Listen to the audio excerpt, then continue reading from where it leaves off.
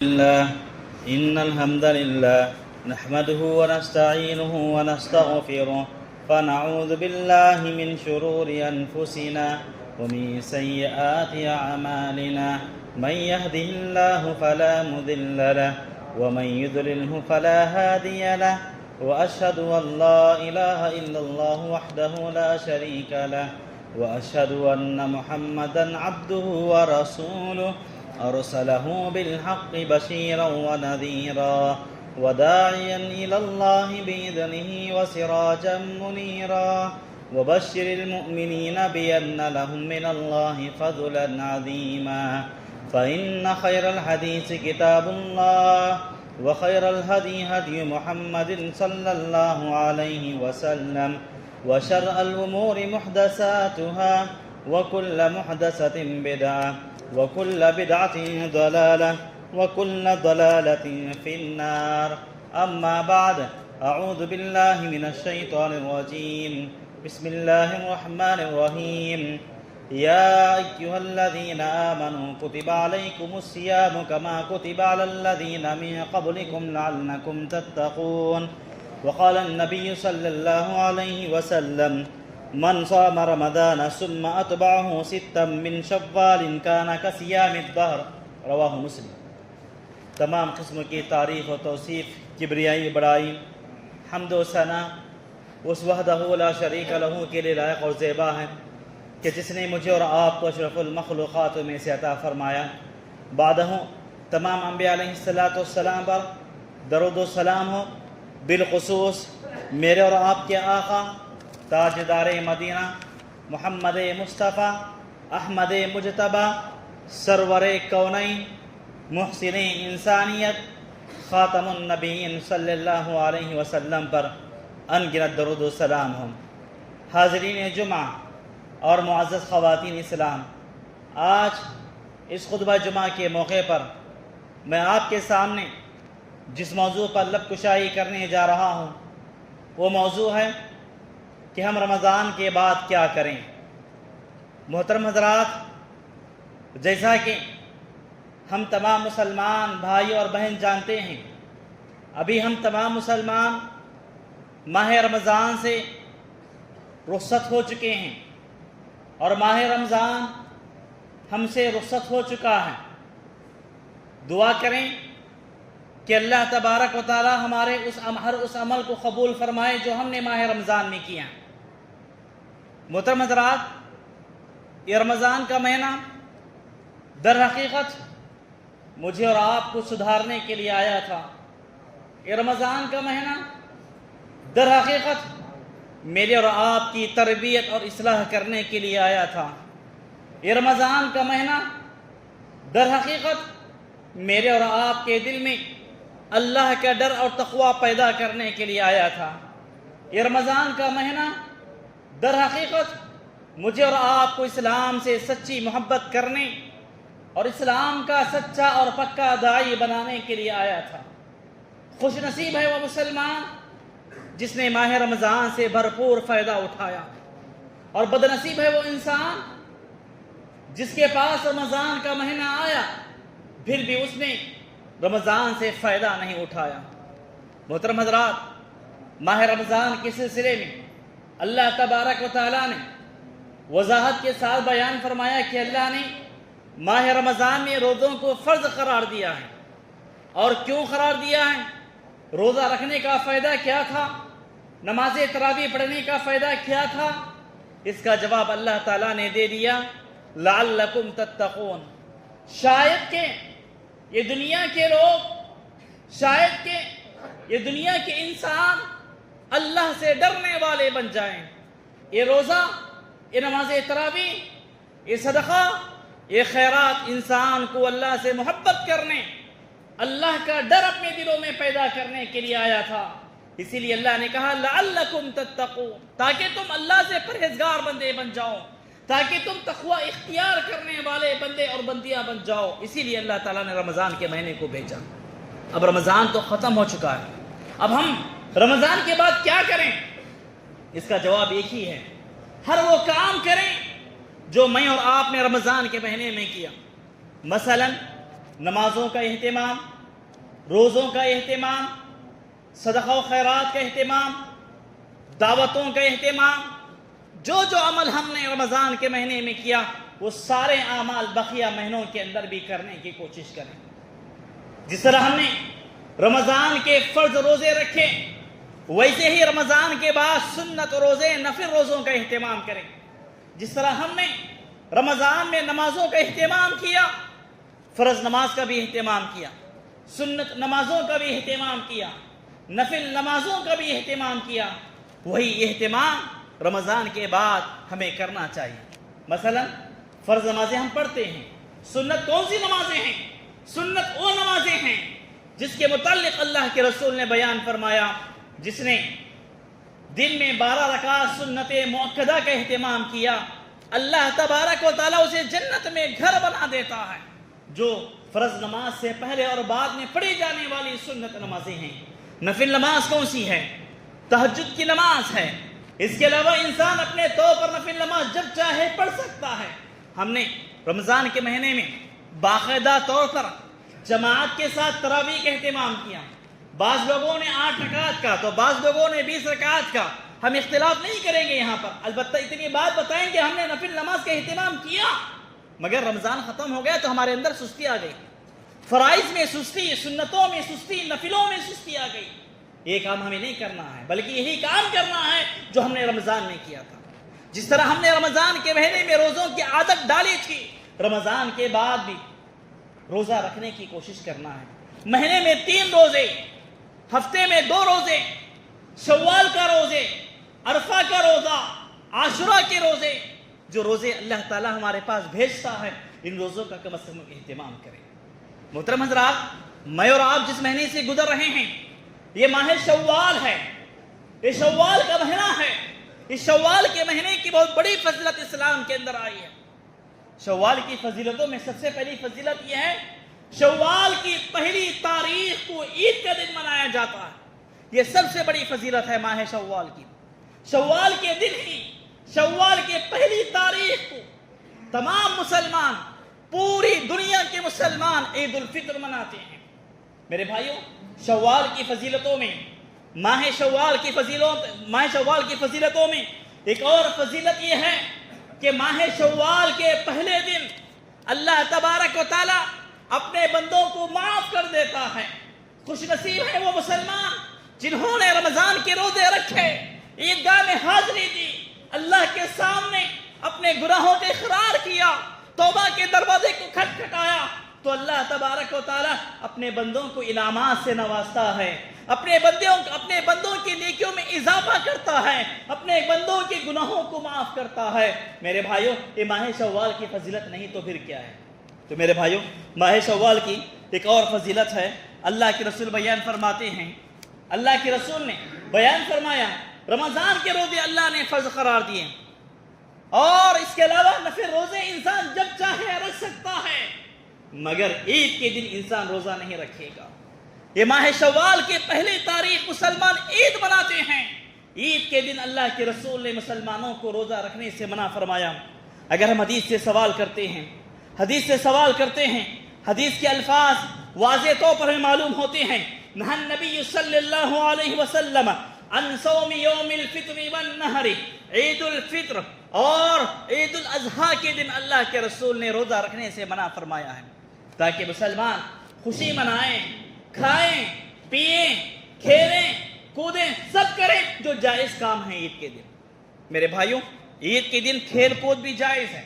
اگر ہم نبی کریم صلی اللہ علیہ وسلم کی زندگی کا مطالعہ کرتے ہیں تو اس موقع پر صحابہ کرام اور صحابہ کے بچے باقاعدہ طور پر جو مناسب جو جائز کھیل ہوتے تھے وہ باقاعدہ طور پر کھیلا کرتے تھے، اللہ کے رسول نے کبھی منع نہیں کیا۔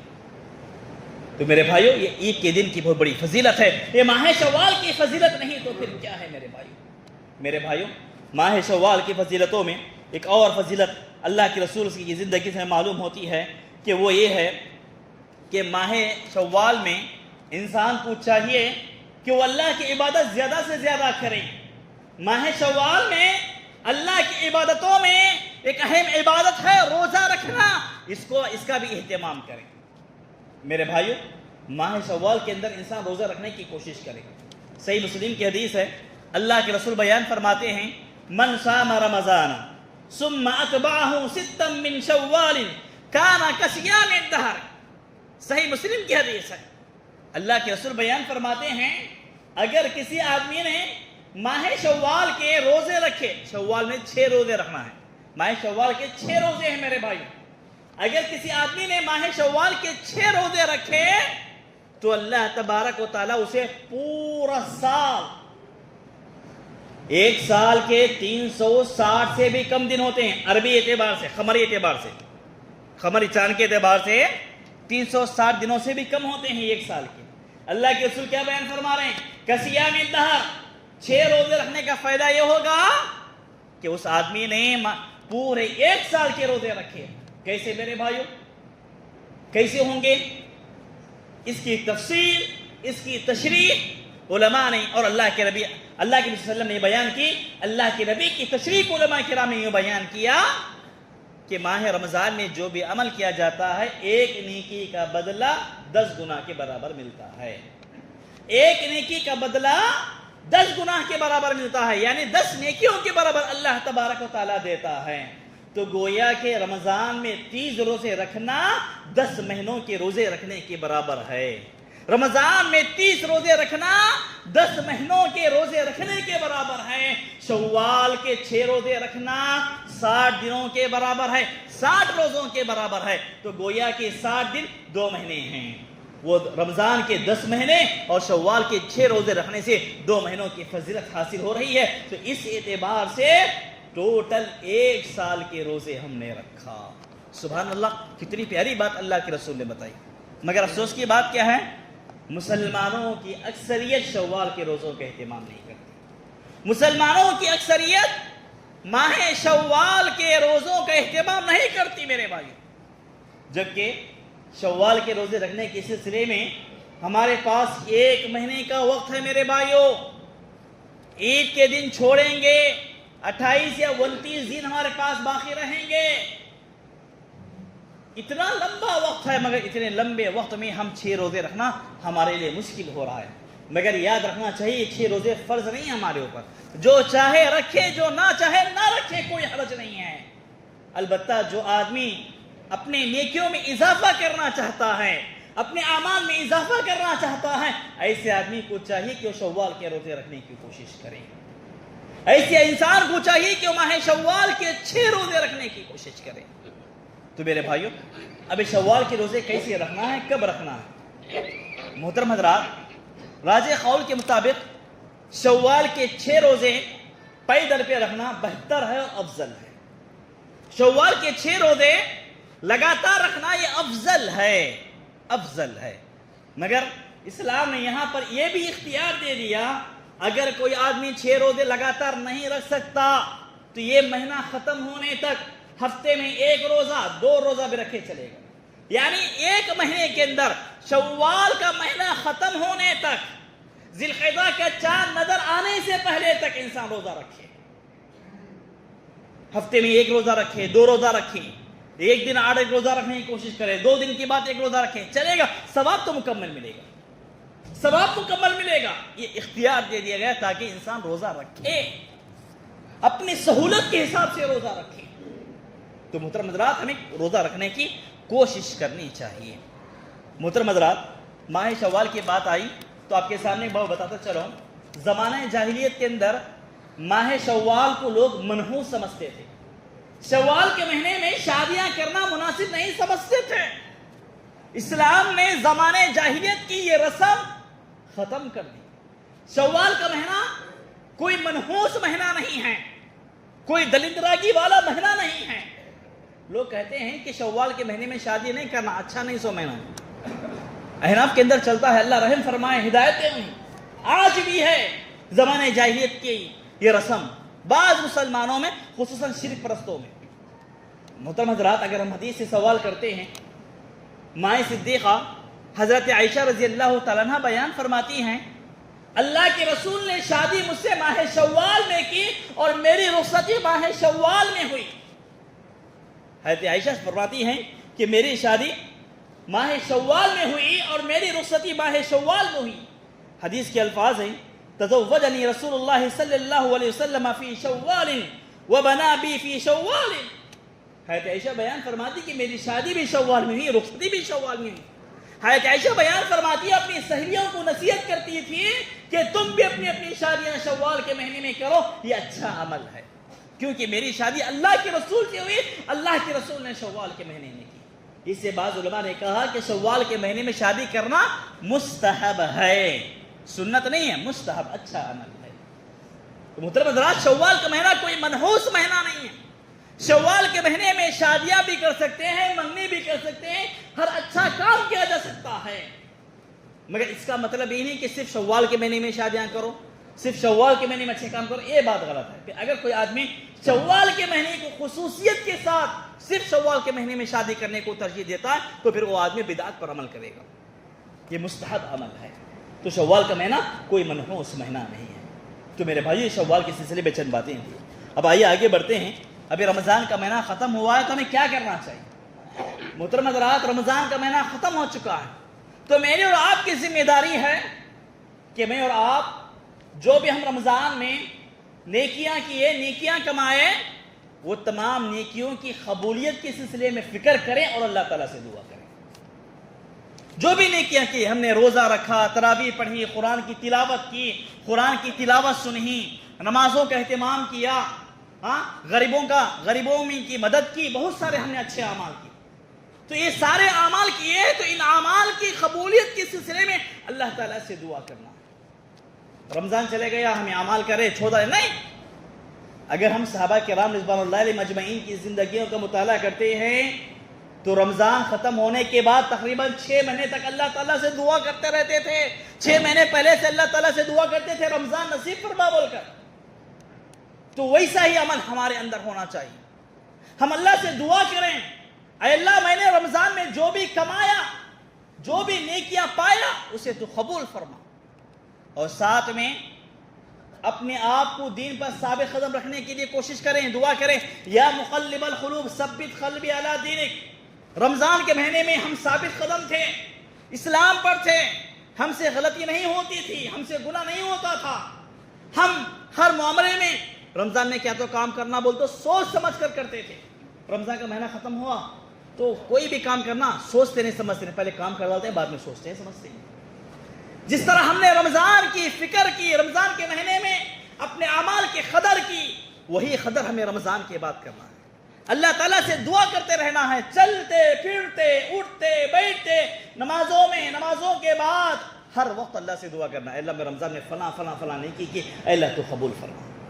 اگر اللہ تعالیٰ ہماری نیکی کو قبول نہیں فرمائے گا تو ہم نے جتنی بھی نیکیاں کی کوئی فائدہ نہیں ہوگا. میرے بھائی، کتنی بڑی درد، کتنی بڑی مشکلات سے ہم نے رمضان کے مہینے میں نیکیاں کمائی. یہ ساری نیکیوں کی قبولیت کے لیے اللہ تعالیٰ سے بار بار دعا کرنا ہے. تو یہ ہماری ذمہ داری ہے. محترم حضرات، اسی طرح ایک اور کام ہمیں رمضان کے بعد کرنا ہے، پھر رمضان آنے تک. وہ کام کیا ہے میرے بھائیوں؟ رمضان کے مہینے میں اللہ نے ہمارے اوپر روزوں کو فرض قرار دیا تھا، مگر کسی وجہ سے ہم نے 1 روزہ 2 روزے ہم سے چھوٹ گئے. جتنے بھی روزے ہم سے چھوٹ گئے تو وہ روزے جہاں تک ہو سکتا ہے، جتنا جلدی ہو سکتا ہے، ان روزوں کی قضا کریں. ان روزوں کی ہم حد المقدور قضا کریں. یہ روزوں کی قضا ہمارے اوپر واجب ہے میرے بھائی. اللہ نہ کرے مجھ سے 1 روزہ 2 روزے چھوٹ گئے، جتنے روزے چھوٹ گئے، میں نے رمضان آنے تک روزہ نہیں رکھا تو میں گنہگار ہوں میرے بھائی. چاہے مردوں سے روزے چھوٹے ہوں یا عورتوں سے روزے چھوٹے ہوں، پھر رمضان کے آنے تک وہ روزے ہر حال میں مکمل کرنے کی کوشش کریں، ورنہ ہم گنہگار ہوں. ہم نے رمضان میں 20 روزے رکھے، 25 روزے رکھے، 28 روزے رکھے، مگر ہم سے 2 روزے 3 روزے چوک ہو گئے. کسی وجہ سے، بیماری کی وجہ سے ہم نے روزہ نہیں رکھ پایا، سفر کی وجہ سے ہم نے روزہ نہیں رکھ پایا، کسی شرعی عذر کی وجہ سے ہم نے روزہ چھوڑا تھا. اب رمضان ختم ہو گیا، روزہ رکھنا ہمیں یاد بھی نہیں آ رہا. تو روزہ کے سلسلے میں بھی یاد رکھنا چاہیے کہ قضا کریں روزوں کی. مگر یہاں پر ہم اپنے معاشرے کے اندر دیکھتے ہیں، پوری دنیا کے اندر ایک غلطی ہم دیکھتے ہیں. وہ غلطی کیا ہے؟ شوال کے روزے بڑے شوق سے رکھتے ہیں مگر قضا روزے نہیں کرتے. جو روزے رمضان میں چھوٹ گئے تھے ان روزوں کی قضا نہیں ہوتی. ایسا نہیں ہونا چاہیے. جس طرح ہمارے دل میں شوال کے روزے رکھنے کی اہمیت ہے، افادیت ہے، وہی افادیت، وہی اہمیت جو رمضان کے روزے چھوٹے ان پر بھی ہونا چاہیے. چھوٹی ہوئی روزوں کو معمولی نہ سمجھیں. یقین مانیے بہت بڑے گنہگار ہوں گے، اللہ کے پاس ہمیں اس کا جواب دینا ہوگا. اس لیے ہماری اہم ذمہ داری بنتی ہے کہ جتنے روزے ہم سے چھوٹے ہیں، عموماً خواتین اسلام سے روزے چھوٹ جاتی ہیں، تو یہ تمام روزے پھر رمضان آنے سے پہلے تک اگر ہو سکا تو ابھی شوال کے مہینے کے اندر ہی وہ روزے مکمل کر لیں. پتہ نہیں پھر رمضان تک کون جیے گا، کون مرے گا، اللہ بہتر جانتا ہے. میرے بھائیوں، موت کی کسی کی کوئی گارنٹی نہیں، زندگی کی کوئی گارنٹی نہیں. اس لیے کیا ہے، اللہ نے وقت دیا ہے، جو ایام ہمارے نصیب کیے ہیں ان ایام میں ان روزوں کی قضا کر لینے کی کوشش کریں. یہ سب سے اہم ذمہ داری ہے. محترم حضرات، ایک اور چیز ہے، رمضان ختم ہو چکا ہے تو ہم کیا کریں؟ اب ہماری ذمہ داری ہے، عید الفطر کے بعد ہم عید الاضحیٰ منانے والے ہیں. یعنی عید الفطر سے عید الاضحیٰ میں تقریباً 2 مہینے 10 دن کا وقت رہتا ہے. ان 2 مہینے 10 دنوں کے اندر مجھے اور آپ کو، جس طرح میں اور آپ نے عید الفطر کی خوشی منانے کے لیے جو تیاری کی تھی، ہم نے 1 مہینہ پہلے سے تیاری کی تھی، یہی تیاری اب عید الاضحیٰ کے لیے کریں. ہر آدمی اپنے دل میں یہ شوق، یہ جذبہ پیدا کرے کہ مجھے قربانی دینا ہے، مجھے جانور خریدنا ہے، مجھے جانور خریدنا ہے. ہر آدمی کوشش کریں، میں اپنی طرف سے مکمل جانور دوں گا. کوشش کریں جس طرح رمضان کے لیے تیاری کرتے ہیں، دوستاں نوجوان بچوں کی ایک عادت بن جاتی ہے، ایک ماحول بن جاتا ہے. ہم افطار کی دعوت کرائیں گے، جو ماحول ہمارا بنتا ہے یہی ماحول قربانی کے اندر بھی بننا. اگر ہمارے پاس طاقت نہیں ہے، کم از کم ایک گائے کے اندر 7 لوگ حصہ مل جائے، 7 لوگ حصہ مل جائے. جو نوجوان بچے ہمارے افطار کی دعوت کے لیے پیسہ جمع کرتے ہیں، ویسے ہی نوجوان بچوں کو چاہیے کہ قربانی کے لیے بھی کوشش کریں. ابھی اسے عادت ڈالنی چاہیے. مگر ہم دیکھتے ہیں کہ بہت سارے مسلمان قربانی نہیں دیتے. یہ رمضان ختم ہو گیا، عید الاضحیٰ کی تیاری عید الفطر کے دن سے ہمیں شروع کر ڈالنا. پیسے نہیں ہیں، پیسوں کے انتظام کرنا ہے، جمع کرنے کی کوشش کرنا ہے، جمع کرنے کی کوشش کرنا ہے، کیونکہ مجھے جانور خریدنا ہے، مجھے رب العالمین کو منانا ہے، راضی کرنا ہے. یہ جذبہ میرے اندر اور آپ کے اندر ہونا چاہیے. یہ طاقت ہمارے اندر آنا چاہیے. یہ اسلام سے محبت ہمارے دلوں میں کوٹ کوٹ کر بھرنا چاہیے. میرے بھائیوں، تبھی جا کر یہ رمضان کی عبادتیں ہمارے لیے فائدہ پہنچائیں گے. اگر کوئی آدمی عزم مصمم کر لیں، یہ ارادہ کر لیں کہ جس طرح میں نے رمضان کے مہینے کا بھرپور فائدہ اٹھایا، ویسا ہی فائدہ اگر میں عید الاضحیٰ سے اٹھاؤں گا تو کتنا اچھا ہوگا. یقین مانیے کہ اللہ تعالیٰ اس کے لیے راستے فراہم کرے گا، راستے مہیا کرے گا. ابھی سے کوشش کریں، کیونکہ عید الاضحیٰ ہمارے پاس ایک دم قریب ہے. ٹھیک 2 مہینے باقی رہ گئے میرے بھائیوں. ابھی دیکھیے شوال کی 7 تاریخ گزر رہی ہے، شوال کے مہینے کی 7 تاریخ میں ہے، عید گزر کر 7 دن ہو چکے ہیں. یعنی وقت ایک دم قریب ہے. ابھی سے ہر آدمی کوشش کرتا رہے، ابھی سے ہر آدمی، ہر انسان یہ ارادہ کریں کہ مجھے قربانی دینا. تو تبھی جا کر یہ سارے اعمال یہ رمضان میں ہم نے جو کیے فائدہ پہنچائیں گے میرے بھائی. تو پیدر پہ نیکی کے کرنے کا جذبہ، پلاننگ پہلے ہی سے بنانا چاہیے. جس طرح رمضان کی پلاننگ 1 ہفتہ 2 ہفتہ پہلے سے ہی نام لکھا دیتے ہیں، افطار کی دعوت فلاں دن میں کراؤں گا. پلاننگ چلتی ہے ہماری، دوستوں کے ساتھ، فیملی کے ساتھ پلاننگ چلتی ہے ہماری. یہی پلاننگ عید الاضحیٰ کے سلسلے میں، قربانی کے سلسلے میں، نیکی کے جذبے کے سلسلے میں ہونی چاہیے. تو میرے بھائیوں، یہ چند باتیں تھیں جو کہ میں نے مناسب سمجھا آپ کے سامنے یہ باتیں رکھنے کی کوشش کروں. تو اللہ تعالیٰ سے دعا کرتا ہوں کہ اللہ تبارک و تعالیٰ کہنے والے کو، سننے والوں کو عمل کی توفیق عطا فرمائے. اے اللہ، ہم نے جو بھی عبادات رمضان کے مہینے میں کیے ہیں، اے اللہ تو ان تمام عبادات کو قبول فرما.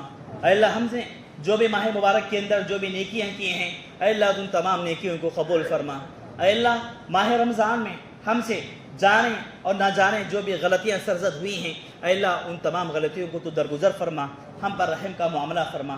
اے اللہ ہم تمام مسلمانوں کو جس طرح ہم نے رمضان کے مہینے میں اچھے کام کیے، نیک کام کیے، وہی سارے اعمال رمضان کے بعد بقیہ مہینوں میں بھی کرنے کی توفیق عطا فرما۔ اے اللہ جب تک تو ہمیں اس دنیا میں زندہ رکھے دین اسلام پر زندہ رکھ، جب بھی ہمارا خاتمہ ہو تو دین اسلام پر ہو۔ اے اللہ ہم تمام مسلمانوں کو قرآن و حدیث کے مطابق اپنی زندگی گزارنے کی توفیق عطا فرما۔ اے اللہ ہم تمام مسلمانوں کو پکا سچا مسلمان بن کر زندگی گزارنے کی توفیق عطا فرما۔ اے اللہ ہم میں سے جن بھائی اور بہنوں کا انتقال ہوا ہے، اے اللہ تم کی خبروں کو نور سے منور کر دے اور کر بٹ جنت نصیب فرما۔ اے اللہ ہم تمام مسلمانوں کو نیک اعمال میں آگے بڑھنے، گناہوں کے ہر میدان سے دور رہنے کی توفیق عطا فرما۔ اے اللہ ہم تمام مسلمانوں کو اسلام سے سچی محبت کرنے والا بنا۔ آمین۔ ربنا تقبل منا انك انت السميع العليم وتب علينا انك انت التواب الرحيم۔ سبحان ربك رب العزة عما يصفون وسلام على المرسلين والحمد لله رب العالمين۔